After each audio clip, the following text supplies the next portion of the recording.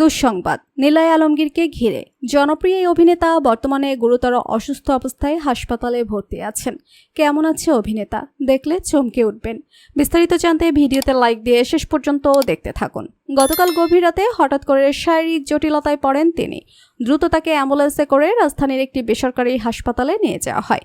চিকিৎসক সূত্রে জানা গেছে নিলয়ের শ্বাসকষ্ট প্রচণ্ড দুর্বলতা দেখা দেয়, যার কারণে অবিলম্বে তাকে অক্সিজেন সাপোর্টে রাখা হয়। হাসপাতালে জরুরি বিভাগে চিকিৎসকরা তাকে নিবিড় পর্যবেক্ষণে রেখেছেন। তবে আপাতত অবস্থা কিছুটা স্থিতিশীল হলেও পুরোপুরি আশঙ্কামুক্ত হন বলে জানিয়েছেন তারা। এই ঘটনার পর নিলয়ের সহকর্মী এবং ভক্তরা গভীর উদ্বেগে রয়েছেন। সামাজিক যোগাযোগ মাধ্যমে দোয়া কামনা করছেন তার দ্রুত সুস্থতার জন্য। তার স্ত্রী ও পরিবার গণমাধ্যমকে জানিয়েছেন, নিলয় দীর্ঘদিন ধরে প্রচণ্ড কর্মচাপ এবং শারীরিক দুর্বলতায় ভুগছেন, যার প্রভাব হঠাৎ করে মারাত্মক আকার ধারণ করেছে।